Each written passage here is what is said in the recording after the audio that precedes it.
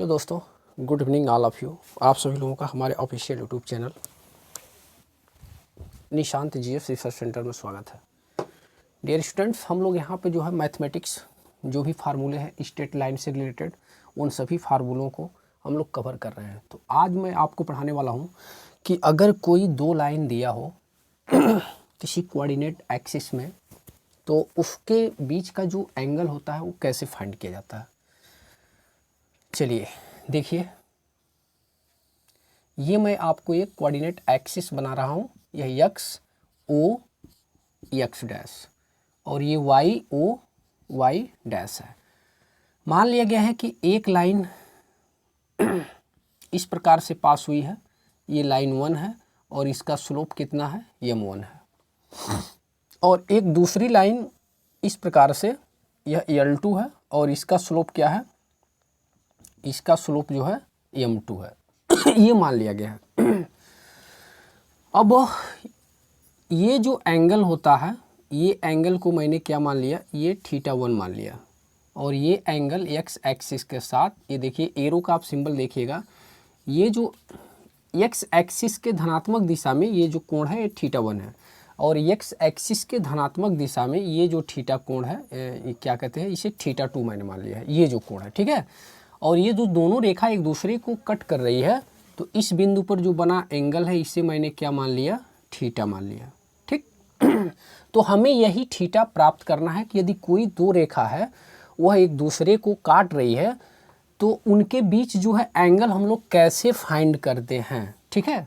तो देखिए, ये जो होता है एक्सटीरियर एंगल होता है। तो जो एक्सटीरियर एंगल होता है वह opposite side to interior angle के सम के बराबर होता है। इसका मतलब ये हो गया, ये जो θ1 होगा प्लस थीटा, ये दोनों का सम किसके बराबर होना चाहिए, θ2 के बराबर होना चाहिए।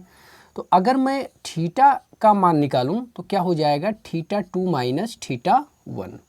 अब दोनों तरफ टेन ले लीजिए। दोनों तरफ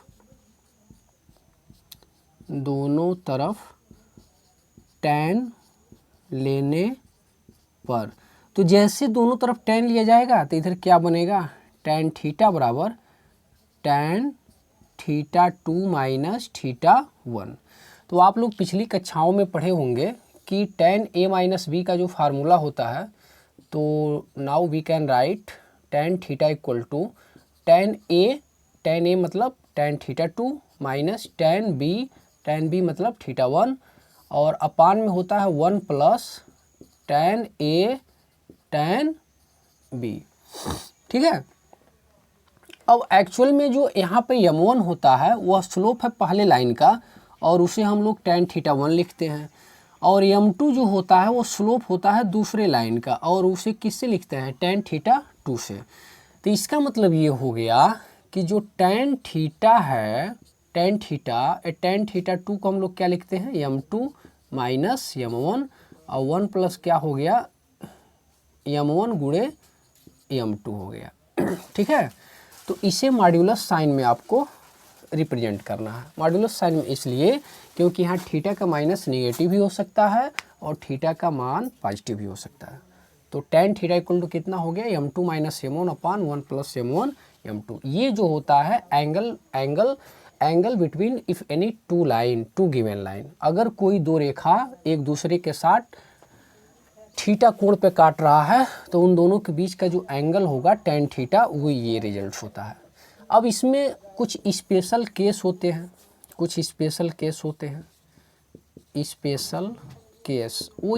केस क्या होता है, अगर मान लिया जाए कि दोनों रेखाओं के बीच का कोण कितना हो, 0 डिग्री हो, तो उस कंडीशन में क्या हो जाएगा। तो यहाँ पे देख रहे हैं tan 0 का मान 0, अर्थात ये नीचे का मान यहाँ पे जा करके मैं बता देता हूँ, यहाँ पे लिख देता हूँ tan 0 इक्वल टू मॉड में हो जाएगा m2 माइनस m1 और अपान में 1 प्लस m1 m2। तो tan 0 का मान 0, तो 0 में इधर जाके गुणा हो जाएगा, ये नीचे का तो पूरा 0 हो जाएगा।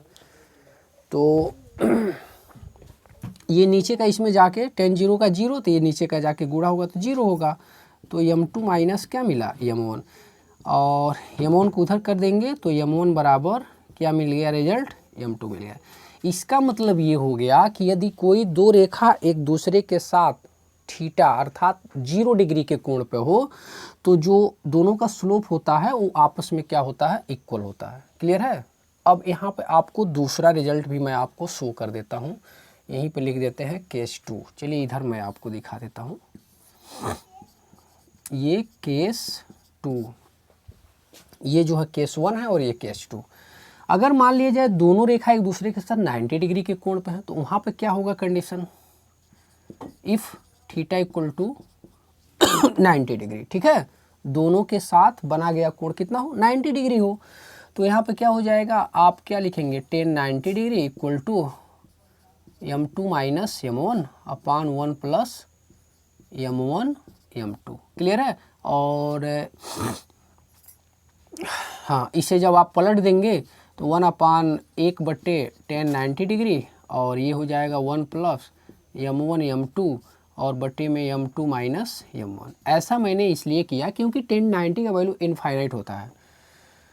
तो अब यहाँ से आप देखिए क्या रिजल्ट आएगा, तो 1 बट्टे tan 90 का इनफाइनाइट और बराबर क्या हो जाएगा 1 प्लस m1 m2 अपान में m2 माइनस m1। क्लियर है। और 1 बटे इनफाइनाइट की वैल्यू होती है 0, तो 0 बराबर 0 से इसमें m2 माइनस m1 जाके मल्टीप्लाई होगा तो 0 हो जाएगा और 1 प्लस क्या होगा m1 m2। इसका मतलब ये हो गया -1 को इधर करेंगे तो m1 m2 माइनस 1, या इसी को लिख सकते हैं m1 गुणे m2 बराबर -1। इसका मतलब ये हो गया कि यदि कोई दो रेखा एक दूसरे के साथ परपेंडिकुलर है अर्थात 90 डिग्री का एंगल बना रहा है तो उस कंडीशन में m1 गुणे m2 अर्थात दोनों का जो स्लोप होगा उसका मल्टीप्लाई क्या होना चाहिए, -1 के बराबर होना चाहिए। और दो रेखा यदि एक दूसरे के साथ 0 डिग्री के कोण पे है तो दोनों का स्लोप क्या होगा, बराबर होगा। क्लियर है। तो आई होप आपको समझ में आ गया होगा और यहीं से इसका कॉन्सेप्ट यहीं से शुरू होगा। ये जो θ2 होगा एक्सटीरियर एंगल होगा, sum of two opposite side interior angle के बराबर होगा। तो ये आपको वीडियो कैसा लगा कमेंट बॉक्स में ज़रूर लिखें। Thank you for watching this video. आपका दिन शुभ हो। जय हिंद।